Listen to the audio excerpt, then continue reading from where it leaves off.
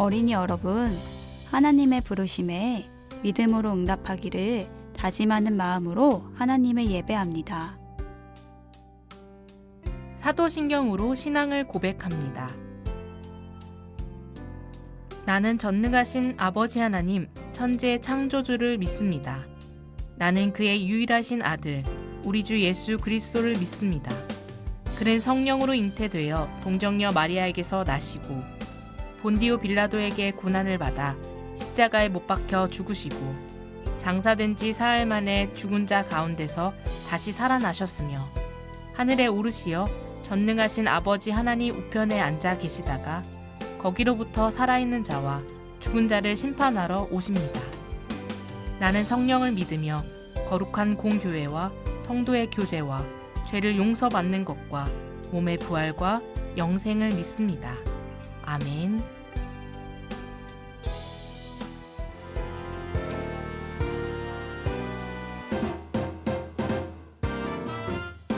젤리 젤리 팡팡 젤리 젤리 팡팡 달콤한 젤리 하나님 말씀 젤리 젤리 팡팡 젤리 젤리 팡팡 달콤한 젤리 하나님 말씀 속으로 들어가 조용히 들어보자 하나님 우리에게 들려주시는 달콤한 성경 말씀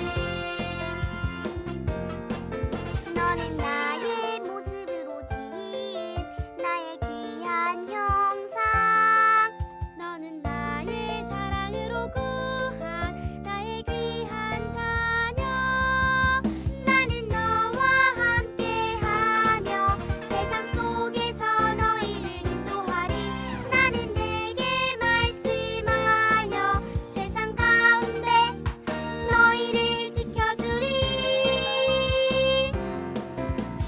말씀 속으로 들어가 가만히 살펴보자 하나님 우리에게 들려주시는 유익한 성경 말씀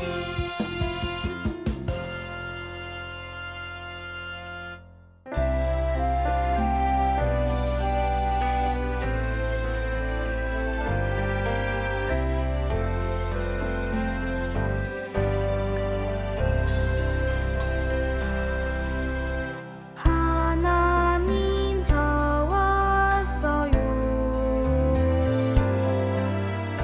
제 마음 만져주세요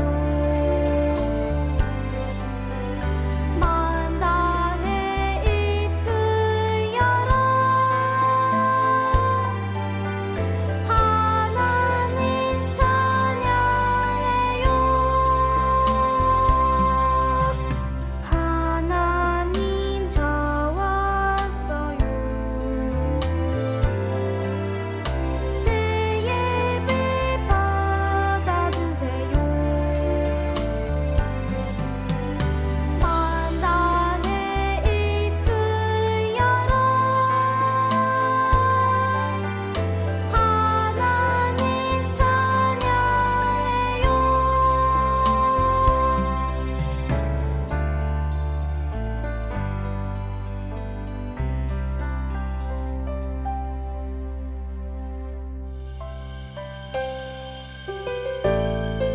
정성껏 준비한 예물을 하나님께 드리는 시간입니다.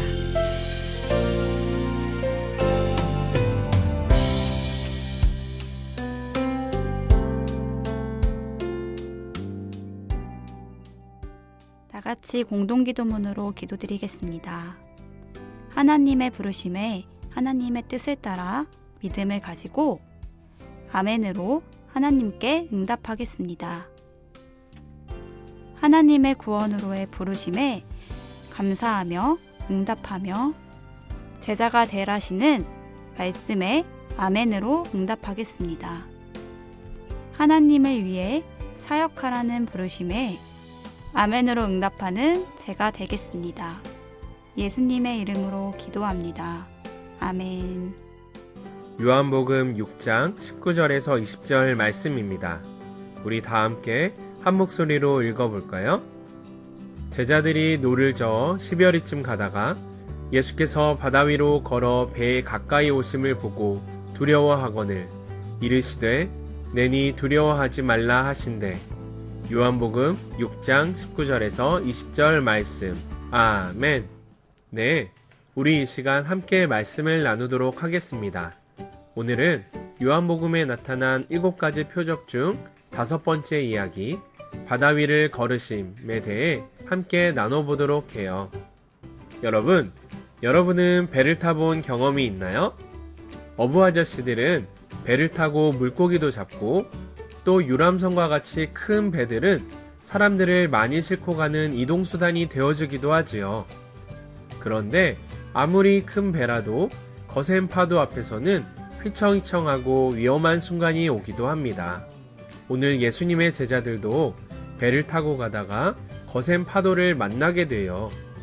우리 그럼 성경 이야기 속으로 들어가 볼까요?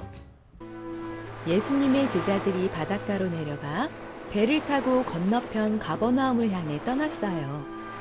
날이 이미 어두워졌는데도 혼자 산으로 가셨던 예수님께서는 아직 제자들에게 돌아오시지 않았어요. 자네들도 봤지? 예수님의 기적을 보고 많은 사람들이 따르고 있는 모습 말이야. 모두 예수님께서 왕이 되주시길 바라더군. 그러게요. 그런데 참 이상하죠? 정작 예수님께서는 이 좋은 기회를 거절하시다니, 예수님께서는 왜 왕이 되시는 것을 마다하실까요? 우리의 생각으로는 도저히 이해할 수가 없구만. 그나저나 바람이 점점 세게 부는구만. 파도가 높아졌어요. 서둘러 가야 할 것 같아요. 잠깐만, 저기 뭔가 있어. 네? 어디? 엄마야, 유령이다. 뭐? 유령? 정말이야? 우리를 잡아가려나 보다.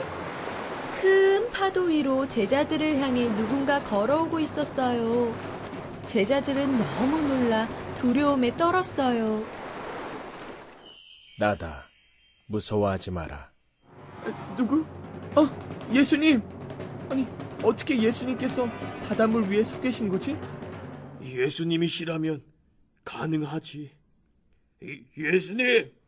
예수님이시라면 저도 물 위로 걸어오라고 해주세요.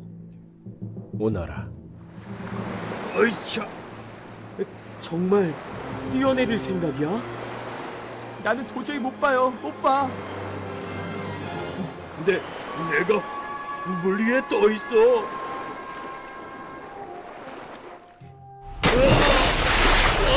살려주세요, 예수님. 예수님. 믿음이 적은 사람, 왜 의심하느냐? 바람이 멈췄어. 우리가 오늘 본 이 일을 절대 잊지 말자. 예수님께서 진정한 하나님의 아들이십니다.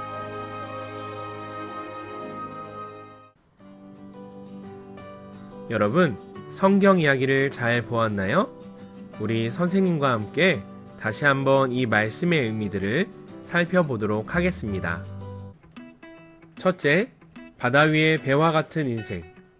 어부 출신이었던 제자들도 거친 바람과 높은 파도 앞에선 속수무책이었어요. 그때 그 모든 바람과 파도를 잠잠케 해주시려고 나타나신 분이 계셨어요. 바로 예수님이에요. 우리의 인생은 영원한 천국 앞에서 보면 잠깐일 수 있어요. 그런데 참 많은 일들이 찾아오지요. 힘든 일, 아픈 일, 괴로운 일 등등이 있지요. 그리고 세상의 온갖 유혹 속에서 죄로부터 자유하기 어려워요. 그때 구원의 손길을 내미신 분이 예수님이에요. 오직 예수님만이 우리의 문제를 해결해 주실 수 있어요. 오직 예수님을 통해서만 구원받고 영원한 생명이 있는 천국으로 갈 수 있어요. 둘째, 은혜를 경험함에도 의심하면 안 돼요. 제자들 앞에 나타나신 예수님을 보고 베드로는 예수님처럼 자신도 물 위를 걷게 해달라고 해요. 그러자 예수님께서 오라고 하셨고 베드로가 배 밖으로 내렸어요. 그런데 잠깐 바다 위를 걸었을 뿐 곧 의심이 들어와 풍덩 빠지고 말았지요. 여러분, 우리도 예수님께 은혜를 받았음에도 불구하고 다시 의심하고 두려움에 휩싸인 적은 없나요? 믿음이 적은 자가 되지 않기 위해 날마다 기도에 힘써야 해요. 날마다 예수님을 만나야 해요. 어느 때나 어느 파도를 만나든지 예수님을 믿음으로 멋지게 이겨내는 여러분이 되길 바랍니다. 셋째, 이미 표적을 보여주셨어요. 제자들은 그 전부터 계속된 기적들을 예수님 바로 옆에서 보았어요. 이날은 예수님께서 보리빵 5개와 물고기 2마리로 5,000명을 먹이신 일 이후의 일이었기 때문에 제자들은 예수님께서 어떤 분이신지 잘 알고 있었을 거예요.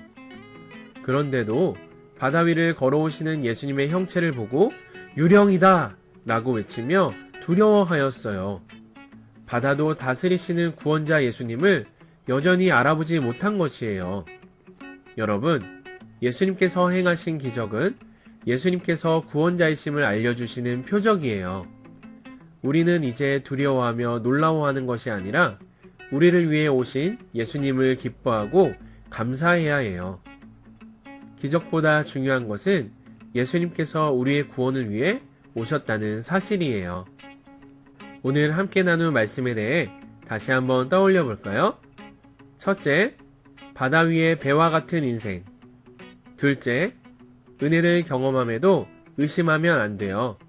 셋째, 이미 표적을 보여주셨어요. 네, 이 시간 우리에게 주신 말씀을 기억하며 다 같이 큰 목소리로 기도해 보도록 해요.